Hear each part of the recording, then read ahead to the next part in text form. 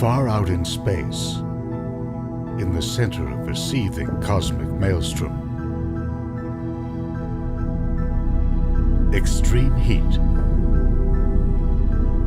high velocities, atoms tear, and space literally buckles.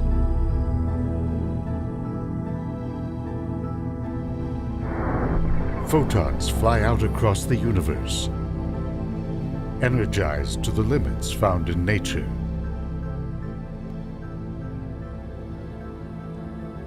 Billions of years later, they enter the detectors of spacecraft stationed above our atmosphere. Our ability to record them is part of a new age of high-energy astronomy and a new age of insights into nature at its most extreme.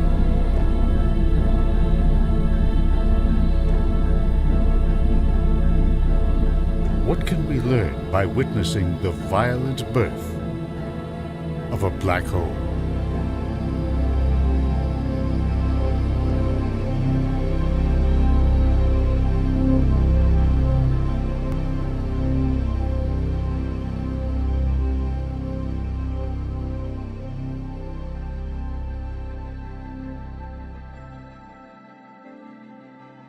There have been times when our understanding of the universe has reached a standstill, when our grasp of the workings of time and space, the nature of matter and energy, do not fully square with what we observe. In those times, opposing worldviews cannot be resolved. So it was in the spring of 1920, when astronomers debated the scale of the universe. The scene was the National Academy of Sciences in Washington, D.C. On one side was the astronomer Harlow Shapley, known for his groundbreaking work on the size of our galaxy and the position of the Sun within it. Shapley described the galaxy as an island universe. As large as his measurements suggested it was, it might indeed be all there is. That included mysterious fuzzy shapes known as spiral nebulae. He argued they were merely gas clouds. On the opposing side, Heber Curtis argued that some nebulae were also island universes. That idea was not new.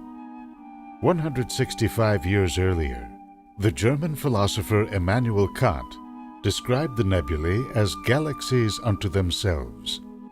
It is noted only in the Milky Way, he said, that whitish clouds are seen.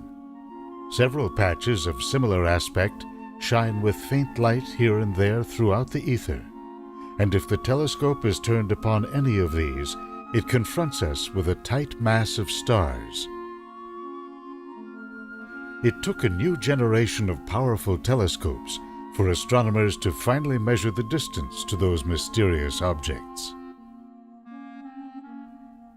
Within a few years after the Great Debate, Edwin Hubble reported data showing the spiral nebulae lay far beyond the Milky Way. That led to our current understanding of a universe billions of light years across, filled with galaxies and expanding rapidly. In the years since, essential details about this dynamic universe have stubbornly resisted our inquiries. The deeper we dug into the nature of matter and energy, the more obscure they seemed to become. One of the deepest mysteries of all emerged in the 1960s. That was a time when nations were rapidly expanding and testing their nuclear arsenals. In 1963, the United States, Soviet Union, and the United Kingdom signed the Limited Test Ban Treaty, which prohibited above-ground nuclear testing. To verify compliance, the United States launched 6 pairs of satellites known as Vela, from the Spanish verb to watch over or keep vigil. They were designed to record a distinctive signal of nuclear explosions called gamma rays. Gamma rays are an ultra-high energy form of electromagnetic radiation, a term used to describe particles called photons that travel out from an energy source.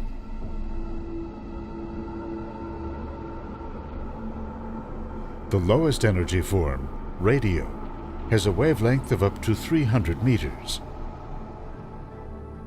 Though we can't see them, they are produced naturally, for example, in flashes of lightning. Our eyes are tuned to capture much smaller visible wavelengths, down to 400 nanometers, or 400 billionths of a meter. Carrying even more energy, ultraviolet light has a wavelength as short as 10 nanometers. X-rays, which penetrate soft tissue in our bodies, can be as short as 1/100th of a nanometer. Gamma rays carry so much energy that their wavelength can be less than 10 picometers. That's below the diameter of an atom.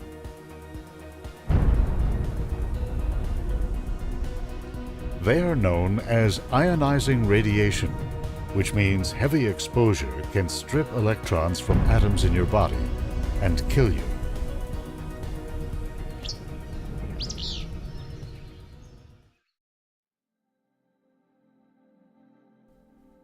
Fortunately, gamma rays from space do not penetrate our atmosphere. Still, one theory says that a nearby gamma ray burst might have been responsible for a mass extinction 440 million years ago by destroying Earth's ozone layer and allowing in a flood of deadly ultraviolet radiation.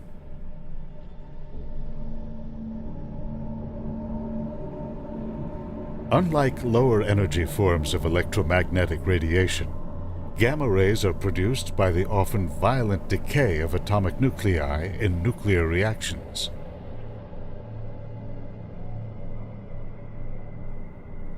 On the hunt for clandestine nuclear tests, on July 2, 1967, the Vela 3 and Vela 4 satellites detected a flash of gamma radiation that was unlike a nuclear weapon. As additional Vela satellites were launched, a team at Los Alamos National Lab continued to find these mysterious bursts in their data. They were able to narrow the sky positions of 16 and to rule out a terrestrial or solar origin. It would take at least 30 years to figure out what they were. T-minus 10, 9, 8, 7, 6, 5, 3, 2, 1. A year after the launch of the Hubble Space Telescope in 1990, the 17-ton Compton Gamma Ray Observatory was set up, in part to produce a comprehensive map of gamma ray bursts. Over 1,000 detections showed the bursts were randomly spread across the sky.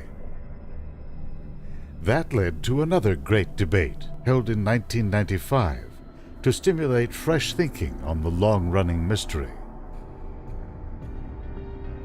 Donald Lamb of the University of Chicago argued that they came from a recently discovered crop of neutron stars that had escaped into the halo of our galaxy.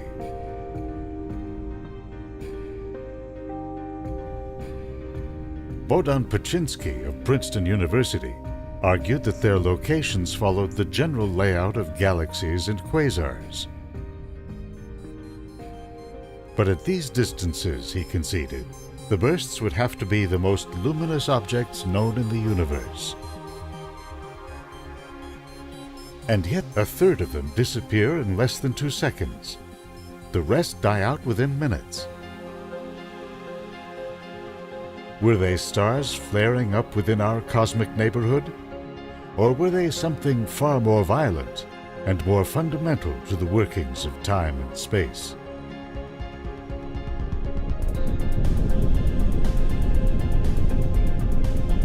In the years that followed, a revolution would sweep the field of high-energy astronomy. The Chandra X-ray Observatory was launched in 1997. It was followed by the gamma-ray satellites Integral in 2002 and Hetty-2 in 2003. The ultimate gamma-ray hunter, Swift, was sent into orbit in 2004. With ultraviolet, X-ray, and gamma-ray sensors, Swift's goal was to pinpoint as many as 100 gamma-ray bursts per year and to relay their locations down to Earth within seconds. That would allow astronomers on the ground to quickly aim their telescopes at the source to capture the afterglow. That would allow them to measure its distance and to find clues to what caused it in the first place. Those clues began to appear in early 1997. An Italian satellite called Beppo-Sachs detected a burst and relayed its location to Earth. The Hubble Space Telescope captured this image of the fading afterglow, suggesting that it came from another galaxy beyond our own. Astronomers analyzed light captured by ground telescopes and found hints that it was associated with a supernova. The association with supernovae became stronger over time. A 1998 burst coincided with this supernova.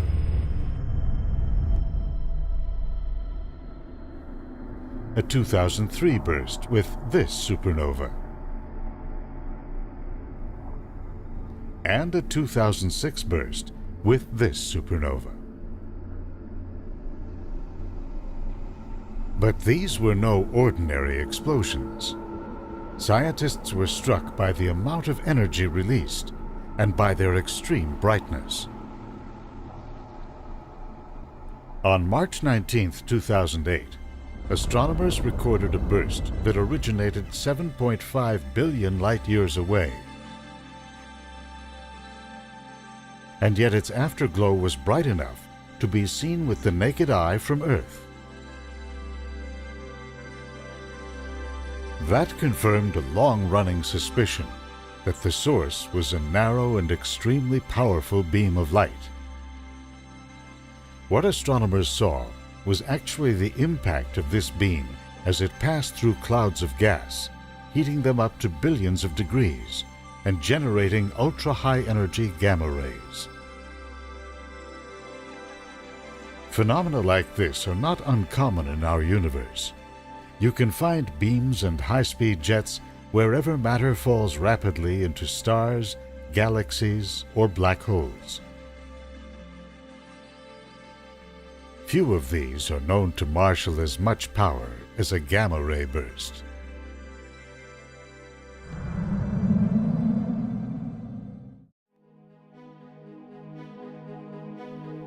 September 13, 2008.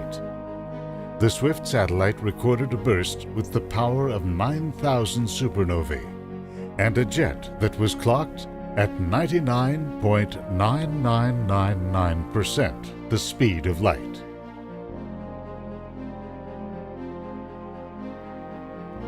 April 29, 2009 brought the second most distant object ever recorded. The journey of this gamma-ray burst started 13.14 billion light-years ago. Astronomers have begun to see these beacons as probes for understanding the chemical evolution of the cosmos, going all the way back to when stars and galaxies were just beginning to form.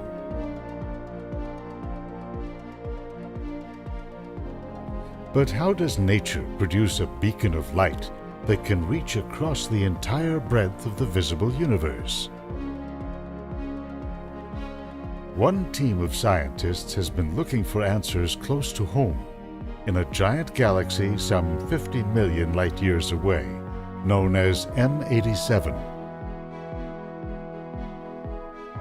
The Event Horizon Telescope links telescopes thousands of kilometers apart into a single giant instrument. The astronomers targeted sub-millimeter radio waves because they are just the right frequency to move through dust and gas in the core of M87. That galaxy has one of the largest black holes known, at 6.6 billion solar masses. The resolution of this system was enough to collect data on a region just outside the event horizon of the black hole, the point beyond which nothing can escape its gravitational pull. The scientists were able to see down to the base of a spectacular jet that blasts continuously out of M87's core. This region is held under the spell of extreme gravity. Subject to what Albert Einstein called frame dragging, space and time are pulled along on a path that leads into the black hole. As gas, dust, stars, or planets fall into the hole, they form into a disk that spirals in with the flow of space-time. The spinning motion of this so-called accretion disk can channel some of the inflowing matter out into a pair of high-energy beams, or jets.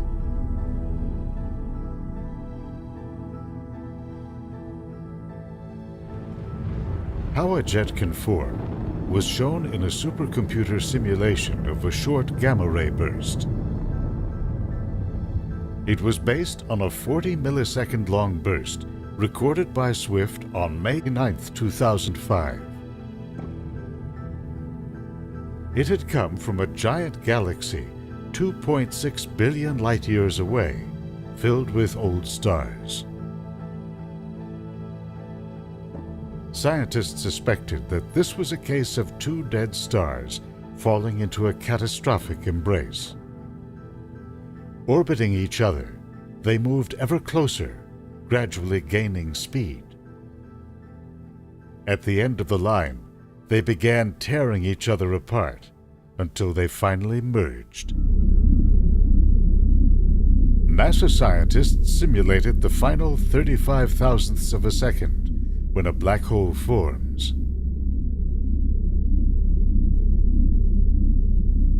As the two objects move together, their mass is scrambled into a dense, hot cloud of swirling debris, shown on the left side of the image. On the right are magnetic fields that spin up off this cloud. Blue represents magnetic strength 1 billion times greater than that of the Sun. These fields begin to channel a cloud of plasma that surrounds the newly formed black hole. The new structure becomes steadily more organized, and the magnetic field takes on the character of a jet.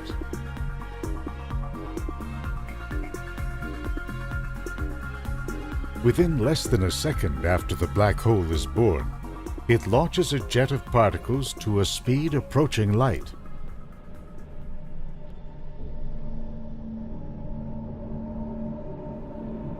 A similar chain of events, in the death of a large star, is responsible for longer gamma-ray bursts. Stars resist gravity by generating photons that push outward on their enormous mass. But the weight of a large star's core increases from the accumulation of heavy elements produced in nuclear fusion.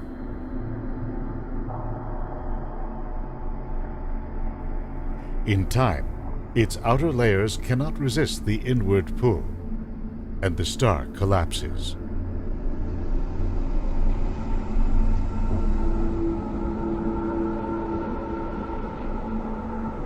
The crash produces a shock wave that races through the star and obliterates it. In the largest of these dying stars, known as collapsars or hypernovae, a black hole forms in the collapse. Matter flowing in forms a disk. Charged particles create magnetic fields that twist off this disk, sending a portion out in high-speed jets.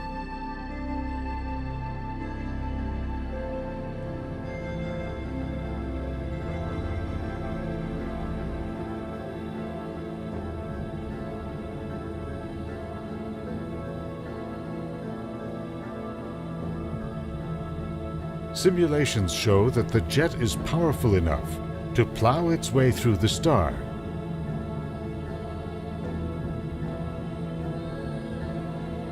In so doing, it may help trigger the explosion.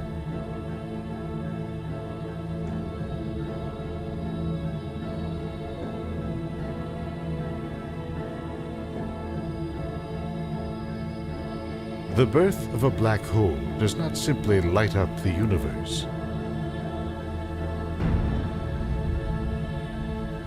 It is a crucial event in the spread of heavy elements that seed the birth of new solar systems and planets.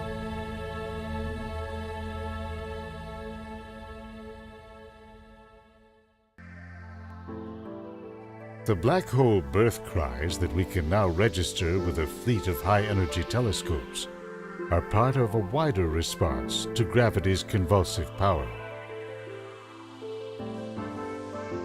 Take the gamma-ray burst recorded by the Swift satellite in late March 2011. It came from a normally quiescent galaxy in the constellation Draco, 3.8 billion light-years away. Most gamma-ray bursts fade within seconds or minutes. This one lasted 4.5 hours.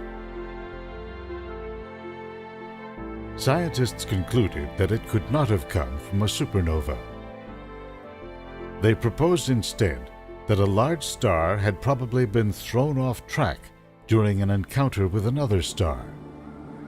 It moved too close to a supermassive black hole in the center of the galaxy. This animation shows what happened. The black hole tore the star apart and launched a jet from matter that swirled in.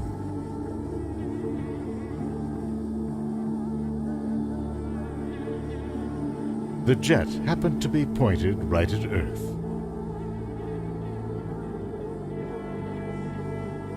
We can be grateful this blast was so far away, and that we are not in the firing line of a supermassive black hole that lies in the center of our own galaxy. Astronomers have observed giant stars whipped to high speeds by this monster. Should one of these stars be thrown off its path, it could become prey. The monster will surely let distant observers know of its conquest with a blinding flash